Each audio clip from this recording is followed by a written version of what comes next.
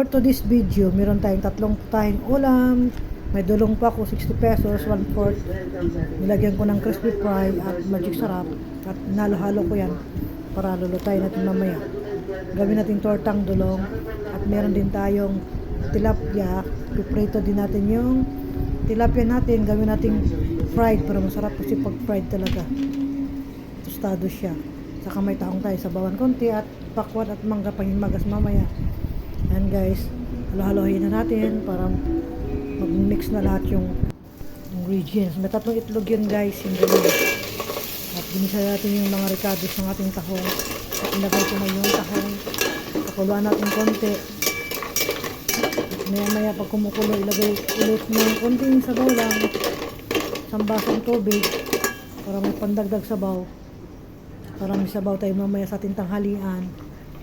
Ayan, kumukulo na siya guys. Sinaan natin yung apoy. Hanggang maluto na talaga siya guys. Ayan, at papatayin natin yung apoy kasi luto na siya. Nilagay ko na yung 2 pirasong ceiling green. Yan lang kasi natira ko sa ref guys eh. Kaya hindi na ako bumili. Pinaubos ko lang muna at nagprito na ako ng dulong. Gawin natin torta. Yan, niliktad ko na at nung natapos lahat yung tortang dulong, nilagay ko na rin yung tilapia. Tostado natin, sarap tostado yung tilapia at binuksan ko na rin yung ating pakwan. Tingnan nga, mapula. Wow, masarap, mapula. Sana matamis. Pagyan ng papel. Plastic.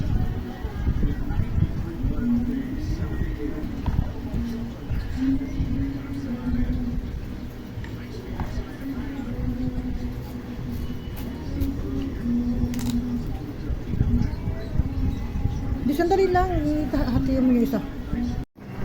Ayan guys, ready natin tanghalian. Yan ang ating tortang tulong.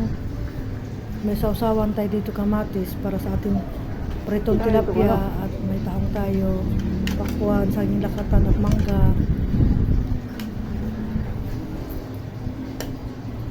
Bagong gupet.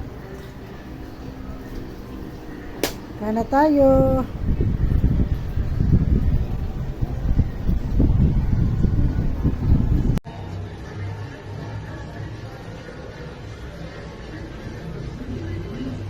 Kain tayo. Najin, tayo Najin. Popsi, kumain na yan eh. Nauna nang kumain.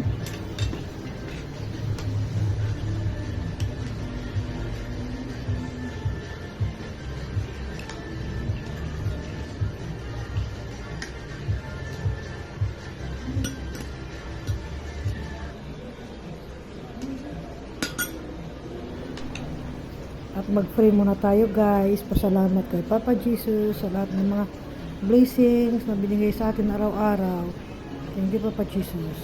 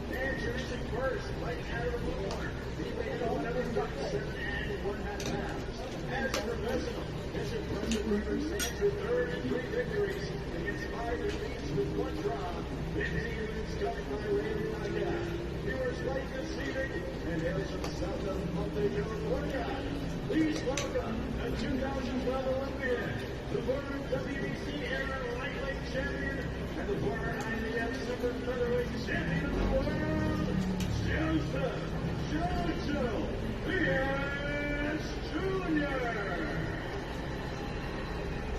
Their opponent, in the right corner, he weighed in at even 130 Pagkatapos namin kumain, maghimagas po tayo ng pakwan. Ayan na yung pakwan. Ating tayo ng pakwan. mumukbang ngayong araw na to. Wow, ang tamis pala ng ating pakwan. Si Papsi ay bangga sa kanya, pero mamaya ay dampot na rin yan ng ating pakwan. Ang sarap yung pakwan, lalo pag malamig galing sa ating whip. Kasi tag-init ngayon, kaya masarap ang pakwan.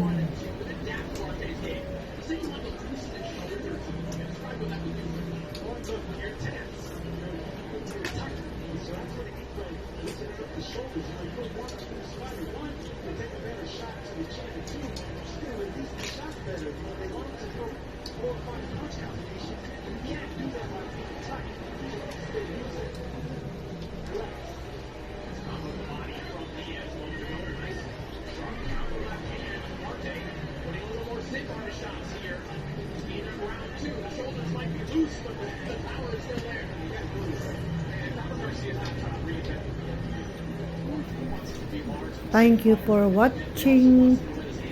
Please subscribe my YouTube channel. God bless you all. See you all on my next video. Bye-bye. Mwah, mwah, mwah. Love you all. My subscriber.